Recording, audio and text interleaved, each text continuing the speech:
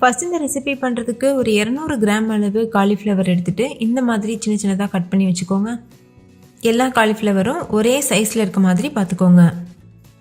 அடுத்து ஒரு பாத்திரத்தில் 1/2 லிட்டர் அளவு தண்ணி கொதிக்க வச்சுக்கோங்க. அதில் 1/2 டீஸ்பூன் மஞ்சள் தூள், கொஞ்சமாக உப்பு சேர்த்துக்கோங்க. நான் 1 டீஸ்பூன் சேர்த்துருக்கேன். தண்ணி நல்லா கொதித்து வரும்போது நம்ம கட் பண்ணி வச்சுருக்க காலிஃப்ளவரை உள்ளே சேர்த்துட்டு ஸ்டவ் ஆஃப் பண்ணிடுங்க. ஸ்டவ் ஆஃப் பண்ணிவிட்டு ஒரு 5 நிமிஷத்துக்கு இதை அப்படியே விட்டுருங்க. 5 நிமிஷத்துக்கு அப்புறமா தண்ணியிலேருந்து வடிச்சிட்டு இதை ஒரு ஓரமாக வச்சுருங்க. இப்போ பாருங்கள், 5 நிமிஷத்துக்கு அப்புறமா தண்ணியிலேருந்து எடுத்தாச்சு. இப்போ இது ஒரு ஓரமாக இருக்கட்டும். இது எதுக்காக பண்ணுறோன்னா காலிஃப்ளவர் அப்போ தான் க்ளீன் ஆகும், அதுக்காக தான் இந்த ப்ராசஸ் பண்ணியிருக்கோம். அடுத்து ஒரு மிக்சிங் பவுல் எடுத்துக்கோங்க. அதில் 2 டேபிள் ஸ்பூன் கார்ன்ஃப்ளவர் மாவு சேர்த்துக்கோங்க. கூடவே 1 டேபிள் ஸ்பூன் கடலை மாவு சேர்த்துக்கோங்க. நீங்கள் கார்ன்ஃப்ளவர் மாவுக்கு பதிலாக மைதா மாவு கூட யூஸ் பண்ணிக்கலாம். உங்களுக்கு வெளியில் இருக்க லேயர் மசாலா அதிகம் வேணும்னா நீங்கள் இந்த மாவினுடைய அளவை அதிகப்படுத்திக்கலாம். இது கூடவே 1 டீஸ்பூன் இஞ்சி பூண்டு விழுது சேர்த்துக்கோங்க. கூடவே 2 டீஸ்பூன் மிளகாத்தூள் சேர்த்துக்கோங்க. நான் காஷ்மீரி மிளகாத்தூள் சேர்த்துருக்கேன். நீங்கள் நார்மல் மிளகாத்தூள் சேர்க்குறதா இருந்தால் 1 டீஸ்பூன் சேர்த்துக்கோங்க. இது கூடவே 1 டீஸ்பூன் சீரகத்தூள் சேர்த்துக்கோங்க. 1/2 டீஸ்பூன் மிளகுத்தூள் சேர்த்துக்கோங்க. நீங்கள் காரத்திற்கு தகுந்த மாதிரி மிளகாயோட அளவை குறைவாகவோ அதிகமாகவோ சேர்த்துக்கலாம். கூடவே ஒரு 1/2 டீஸ்பூன் அளவு மஞ்சள் தூள் சேர்த்துட்டு 1 டீஸ்பூன் கரம் மசாலா சேர்த்துக்கோங்க. ஒரு 1/4 டீஸ்பூன் மட்டும் உப்பு சேர்த்துக்கோங்க, அதிகமாக சேர்த்துட வேண்டாம். அடுத்து இதில் 1 டீஸ்பூன் மல்லித்தூள் சேர்த்துக்கோங்க. சேர்த்துட்டு 2 டீஸ்பூன் எண்ணெய் சேர்த்துக்கோங்க. எந்த குக்கிங் ஆயில் வேணாலும் யூஸ் பண்ணலாம். எண்ணெய் சேர்த்து பண்ணும்போது அந்த மசாலா உதிராமல் இருக்கும், அதே மாதிரி நல்ல மொறுமொறுவாகவும் இருக்கும். இப்போ இது கூட தேவையான அளவு தண்ணி தெளித்து நல்ல ஒரு கெட்டியான மாவு பக்குவத்துக்கு மிக்ஸ் பண்ணிக்கோங்க. மாவு ரொம்பவும் கெட்டியாக இருக்கக்கூடாது, அதே சமயத்தில் ரொம்ப தண்ணியாகவும் இருக்கக்கூடாது, கரெக்டான பக்குவத்தில் இருக்கணும். உங்களுக்கு வேணும்னா நீங்கள் இந்த ஸ்டேஜில் ரெட் ஃபுட் கலர் சேர்த்துக்கலாம். நான் காஷ்மீரி மிளகாத்தூள் சேர்த்துருக்கிறதுனால ஃபுட் கலர் எதுவும் சேர்க்கலை, அதுவே நல்ல கலர் கொடுக்கும். இப்போ பாருங்கள், மாவு நல்லா மிக்ஸ் பண்ணியாச்சு. இது கரெக்டான கன்சிஸ்டன்சி. இந்த ஸ்டேஜில் நம்ம ஏற்கனவே வடிகட்டி வச்சுருக்கோம்ல காலிஃப்ளவர், அதை உள்ளே சேர்த்துருங்க. சேர்த்துட்டு நல்லா மிக்ஸ் பண்ணிடுங்க. காலிஃப்ளவரில் நம்ம சேர்த்துருக்க மசாலாலாம் நல்லா கோட் ஆகணும், அந்த மாதிரி நல்லா கலந்துக்கோங்க. இப்போ பாருங்கள், நல்லா மிக்ஸ் பண்ணியாச்சு. காலிஃப்ளவரில் எந்த அளவு மசாலா கோட்டாக இருக்குது பாருங்கள். இப்போ இது ஒரு ஓரமாக இருக்கட்டும். ஒரு கடாயில் எண்ணெய் சூடுபடுத்திக்கோங்க. எண்ணெய் நல்லா சூடானதுக்கப்புறமா ஸ்டவ்வை மீடியம் ஃப்ளேமில் வச்சுட்டு நம்ம எடுத்து வச்சுருக்க காலிஃப்ளவரை உள்ளே சேர்த்துருங்க. மீடியம் ஃப்ளேம்லேயே வச்சுட்டு 2 பக்கம் திருப்பி விட்டு நல்ல ஒரு பொன்னிறம் வர வரைக்கும் வெயிட் பண்ணுங்கள். பார்க்கும்போதே தெரியும், நல்லா கிறிஸ்பியாக இருக்கும். அந்த ஸ்டேஜில் வெளியில் எடுத்துடலாம். லோ ஃப்ளேமில் வச்சிங்கன்னா அதிகமாக எண்ணெய் குடிக்கும், ஹை ஃப்ளேமில் வச்சா சீக்கிரமே வெளியில் கரிஞ்சு போயிடும். அதனால் மீடியம் ஃப்ளேம்லேயே வச்சுக்கோங்க. இப்போ பாருங்கள், எண்ணெயோட சலசலப்பு சத்தம் கொஞ்சமாக கம்மியாக இருக்குது. இது இன்னும் நல்லா கம்மியாயிட்டு நல்ல ஒரு கோல்டன் ப்ரௌன் கலர் வரணும், அது வரைக்கும் நம்ம 2 பக்கம் திருப்பி விடலாம். அதே மாதிரி மசாலா உதிராமல் இருக்கிறதுக்கு நீங்கள் காலிஃப்ளவரை எண்ணெய் உள்ளே போட்ட உடனேவே மிக்ஸ் பண்ணிடக்கூடாது. எண்ணெயில் சேர்த்ததும் ஒரு 2 நிமிஷம் வெயிட் பண்ணுங்கள். அதுக்கப்புறமா தான் கரண்டி வச்சு நம்ம மிக்ஸ் பண்ணணும். இப்போ பாருங்கள், எண்ணெயோட சலசலப்பு முழுமையாக அடங்கிடுச்சு. இந்த ஸ்டேஜில் நம்ம காலிஃப்ளவரை வெளியில் எடுத்துகிட்டு ஒரு டிஷ்யூ பேப்பரில் வச்சிடலாம். எக்ஸஸான எண்ணெயெல்லாம் அந்த டிஷ்யூ பேப்பர் உறிஞ்சினதுக்கப்புறமா நீங்கள் சர்வ் பண்ணலாம். கடைசியாக கொஞ்சமாக கொத்தமல்லி இலை, அதுக்கப்புறம் கருவேப்பிலை இலையெல்லாம் கட் பண்ணி தூவிட்டு சர்வ் பண்ணும்போது நல்ல ஃப்ளேவரோட நல்ல டேஸ்டியாகவும் இருக்கும். அவ்வளோதான், நம்மளோட டேஸ்டியான மொறுமொறுவான காலிஃப்ளவர் 65 சூப்பராக தயாரிச்சு. நீங்களும் கண்டிப்பாக ட்ரை பண்ணி பாருங்கள். வீட்டில் இருக்க எல்லோரும் என்ஜாய் பண்ணி கேட்டு வாங்கி சாப்பிடுவாங்க. நீங்களே பாருங்கள், கொஞ்சம் கூட மசாலா உதிரல, அதே மாதிரி நல்ல மொறுமொறுவாக பார்க்குறதுக்கே நம்ம கடைகளில் சாப்பிட்ற காலிஃப்ளவர் 65 போலவே இருக்குல்ல. நான் சொன்ன டிப்ஸ்லாம் ஃபாலோ பண்ணிட்டு பண்ணுங்கள். நீங்களும் இதே போல் பெர்ஃபெக்டான காலிஃப்ளவர் ஃப்ரை பண்ண முடியும். ஏற்கனவே நம்ம சேனலில் காலிஃப்ளவர் ஃப்ரை, காலிஃப்ளவர் கறி நிறைய ரெசிபிஸ் இருக்குது காலிஃப்ளவரில். அதோட லிங்க் எல்லாமே டிஸ்கிரிப்ஷனில் இருக்குது, வேணா செக் பண்ணி பாருங்கள், உங்களுக்கு யூஸ்ஃபுல்லாக இருக்கும். ஓகே, இப்போ இதே போல் மீதி இருக்க எல்லா காலிஃப்ளவரையும் நம்ம ஃப்ரை பண்ணிவிட்டு சர்வ் பண்ணிடலாம். இதை நீங்கள் ஸ்நாக்ஸாக சாப்பிட்லாம், அப்படி இல்லைன்னா தயிர் சாதம், சாம்பார் சாதம் இது கூடலாம் தொட்டு சாப்பிட்றதுக்கு கூட இது ரொம்பவே பக்காவான காம்பினேஷனாக இருக்கும். இப்போ நான் இதை பிச்சு காமிக்கிறேன். கொஞ்சம் கூட மசாலா உதிராமல் எவ்வளோ மொறுமொறுவாக வந்திருக்கு பாருங்கள். உள்ள காலிஃப்ளவர்லாம் கரெக்டாக வெந்துட்டு ரொம்பவே பெர்ஃபெக்டாக இருக்குது. ஸோ கண்டிப்பாக ட்ரை பண்ணி பாருங்கள். ஃபஸ்ட் இந்த ரெசிபி பண்ணுறதுக்கு 1/4 கிலோ அளவுக்கு காலிஃப்ளவர் எடுத்து சின்ன சின்னதாக கட் பண்ணிவிட்டு நல்ல சுடுதண்ணியில் போட்டு வாஷ் பண்ணி எடுத்துக்கோங்க. வாஷ் பண்ண காலிஃப்ளவரை தண்ணியை வடிச்சிட்டு இது போல் ஒரு பவுலுக்கு மாற்றிடுங்க. காலிஃப்ளவர் இந்தளவுக்கு நல்ல சின்ன சின்ன பீசஸாக இருக்கணும். அப்போ தான் சாப்பிட்றதுக்கு ரொம்ப டேஸ்ட்டாக இருக்கும்.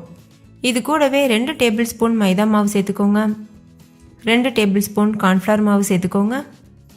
1 டீஸ்பூன் உப்பு, 1 டேபிள் ஸ்பூன் மிளகாத்தூள், 1 டீஸ்பூன் இஞ்சி பூண்டு விழுது, 1 டேபிள் ஸ்பூன் டொமேட்டோ சாஸ் சேர்த்துக்கோங்க. இப்போ இது எல்லாத்தையும் சேர்த்து நல்லா மிக்ஸ் பண்ணிக்கோங்க. நல்லா கலந்ததுக்கப்புறமா தேவையான அளவு தண்ணி சேர்த்து மிக்ஸ் பண்ணிக்கோங்க. ரொம்ப தண்ணியாக இருக்கக்கூடாது, அதே சமயம் ரொம்ப கெட்டியாக இருக்கக்கூடாது, மீடியமான கன்சிஸ்டன்சியில் இருக்கணும். இப்போ பாருங்கள், நல்லா கலந்தாச்சு. இதோட கன்சிஸ்டன்சி இந்த அளவுக்கு இருக்கணும். இப்போ ஒரு கடாயில் எண்ணெய் சூடுபடுத்திக்கோங்க. எண்ணெய் நல்லா சூடானதுக்கப்புறமா ஸ்டவ்வை மீடியம் ஃப்ளேமில் வச்சுட்டு நம்ம ஏற்கனவே மிக்ஸ் பண்ணி வச்சுருக்க காலிஃப்ளவரை உள்ளே சேர்த்துருங்க. மீடியம் ஃப்ளேம்லேயே வச்சு 2 பக்கம் திருப்பி விட்டு மொறுமொருவாக வர வரைக்கும் நல்லா பொரிச்சு எடுத்துக்கோங்க. காலிஃப்ளவரை உள்ளே சேர்த்ததுக்கப்புறமா ஒரு 2 நிமிஷத்துக்கு அப்படியே விட்டுருங்க. அதுக்கப்புறமா கரண்டி வச்சு 2வது பக்கம் திருப்பி விடுங்க.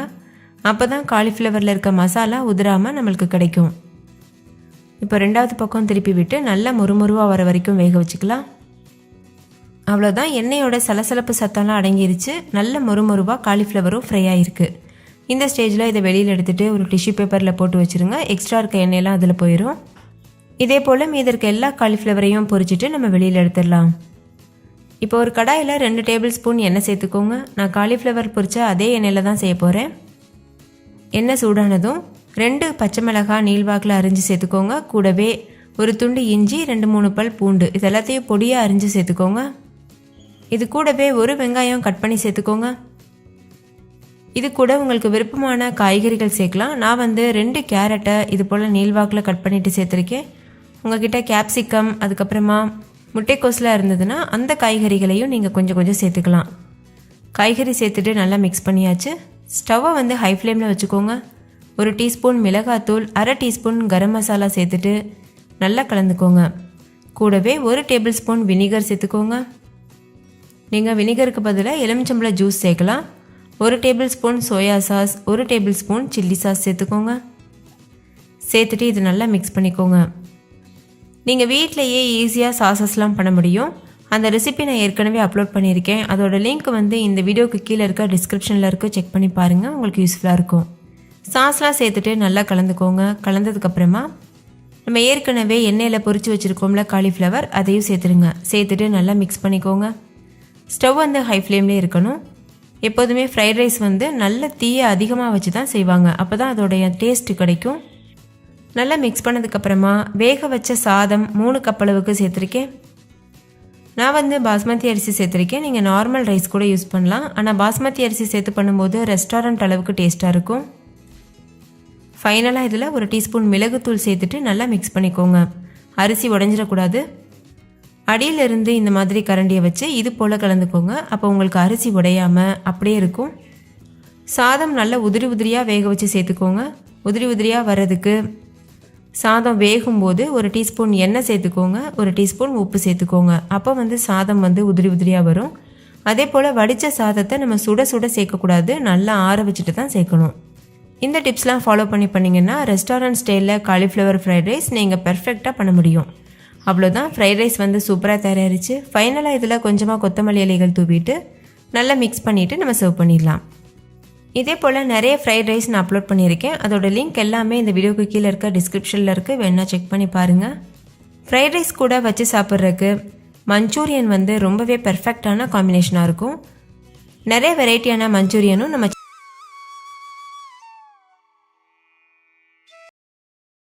ஃபஸ்ட் இந்த ரெசிபி பண்ணுறதுக்கு ஒரு கடாயில் 2 டீஸ்பூன் எண்ணெய் சேர்த்துக்கோங்க. கூடவே 1 டீஸ்பூன் மிளகாத்தூள், 1/2 டீஸ்பூன் மஞ்சள் தூள் சேர்த்துக்கோங்க. சேர்த்துட்டு இது கூட 200 கிராம் அளவுக்கு காலிஃப்ளவர் சேர்த்துக்கோங்க. காலிஃப்ளவரை நல்லா கொதிக்கிற தண்ணியில் கொஞ்சமாக உப்பு மஞ்சள் தூள் போட்டுட்டு அதில் சேர்த்துட்டு ஒரு 2-3 நிமிஷத்துக்கு அப்படியே விட்டுருங்க. அதுக்கப்புறமா தண்ணியை வடிச்சிட்டு இது போல் சேர்த்துக்கோங்க. சேர்த்துட்டு ஸ்டவ்வை லோ ஃப்ளேமில் வச்சுட்டு ஒரு 2 நிமிஷத்துக்கு இதை அப்படியே பரட்டி விடுங்க. இதில் கொஞ்சமாக உப்பு சேர்த்துக்கோங்க. நான் ஒரு 1/2 டீஸ்பூன் அளவுக்கு உப்பு சேர்த்துருக்கேன். சேர்த்து நல்லா இது போல் மிக்ஸ் பண்ணிக்கோங்க. நம்ம சேர்த்துருக்க மசாலா இந்த காலிஃப்ளவரோட நல்லா மிக்ஸ் ஆகுறது அளவுக்கு இந்த மாதிரி பிரட்டிக்கோங்க. இப்போ ஒரு 2 நிமிஷம் ஆகியிருக்கு. மசாலா நல்லா கொட்டாயிருச்சு. இந்த ஸ்டேஜில் ஸ்டவ் ஆஃப் பண்ணிவிட்டு இதை இந்த எண்ணெயிலேருந்து வெளியில் எடுத்துகிட்டு வேறு ஒரு பிளேட்டுக்கு மாற்றி வச்சுருங்க. அதே கடாயில் எக்ஸ்ட்ரா ஒரு 2 ஸ்பூன் எண்ணெய் சேர்த்துக்கோங்க.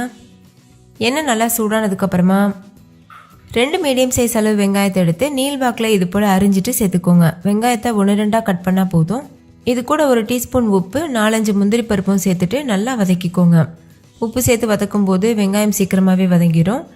வெங்காயம் முழுமையாக வதங்கிட்டு அதோட கலர் முழுமையாக சேஞ்ச் ஆகிட்டு வரணும், அது வரைக்கும் வதக்கிக்கோங்க. இப்போ பாருங்கள், வெங்காயத்தோட கலர் நல்லாவே சேஞ்ச் ஆகிருக்கு. இந்த ஸ்டேஜில் இதை எண்ணெயிலேருந்து வெளியில் எடுத்துகிட்டு ஒரு மிக்ஸி ஜாருக்கு மாற்றிக்கோங்க. முழுமையாக ஆறுனதுக்கப்புறமா அரைச்சிக்கோங்க. நம்ம அதே எண்ணெயில் தான் கிரேவி பண்ண போகிறோம், அதனால் வெங்காயத்தை மட்டும் எடுத்துகிட்டு இது போல் சேர்த்துக்கோங்க. வெங்காயம் நல்லா ஆறுனதுக்கப்புறமா 2 தக்காளி சேர்த்துக்கோங்க. சேர்த்துட்டு இதை ஃபைன் பேஸ்ட்டாக அரைச்சி எடுத்துக்கோங்க. தேவையான அளவுக்கு தண்ணி சேர்த்து கூட நீங்கள் அரைச்சிக்கலாம். இப்போ இது ஒரு ஓரமாக இருக்கட்டும். அதே எண்ணெயில் ஒரு டீஸ்பூன் நெய் சேர்த்துக்கோங்க. 2-3 கிராம்பு, ஒரு பிரியாணி இலை, 2-3 பட்டை சேர்த்துக்கோங்க. கூடவே 2 ஏலக்காய் சேர்த்துக்கோங்க. இப்போ இந்த தாளிதம் நல்லா பொரியட்டும். இது கூடவே 1 டேபிள் ஸ்பூன் இஞ்சி பூண்டு விழுது சேர்த்துக்கோங்க. சேர்த்துட்டு இதையும் நல்லா வதக்கிடுங்க. ஸ்டவ் லோ ஃப்ளேம்லேயே இருக்கட்டும். இஞ்சி பூண்டோட பச்சை வாசனை போகிறது வரைக்கும் நல்லா வதக்கிக்கோங்க. இஞ்சி பூண்டு பச்சை வாசனை போனதுக்கப்புறமா நம்ம ஏற்கனவே அரைச்சி வச்சுருக்க பேஸ்ட்டை சேர்த்துட்டு இதையும் நல்லா மிக்ஸ் பண்ணிடுங்க. ஏற்கனவே நம்ம வதக்கி தான் அரைச்சிருக்கோம், தக்காளியோட பச்சை வாசனை மட்டும்தான் போகணும். அதனால் ஒரு 2-3 நிமிஷத்துக்கு மட்டும் வதக்கிக்கோங்க. நல்லா வதங்கினதுக்கப்புறமா இது கூட நம்ம மசாலா பவுடர்லாம் சேர்த்துடலாம்.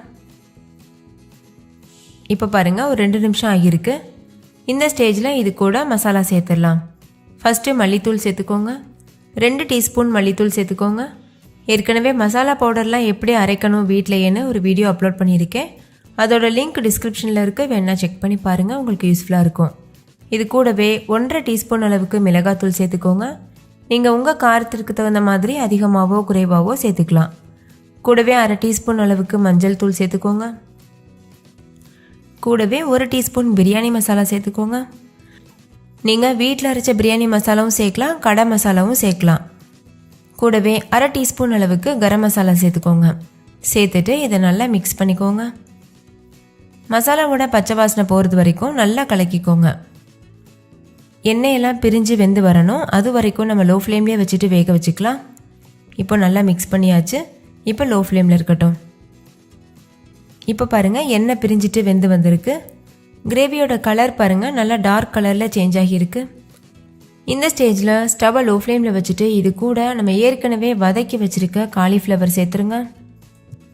சேர்த்துட்டு இதை நல்லா மிக்ஸ் பண்ணிடுங்க. இந்த மசாலா காலிஃப்ளவரோட நல்லா மிக்ஸ் ஆகணும், அந்த அளவுக்கு நல்லா கலந்துக்கோங்க. கலந்துட்டு இது கூட தேவையான அளவுக்கு தண்ணி சேர்த்துக்கோங்க. நான் 2 கப் அளவுக்கு தண்ணி சேர்த்துருக்கேன். நீங்கள் கிரேவியோட கன்சிஸ்டன்சி பொறுத்து அதிகமாகவோ குறைவாகவோ தண்ணி சேர்த்துக்கலாம்.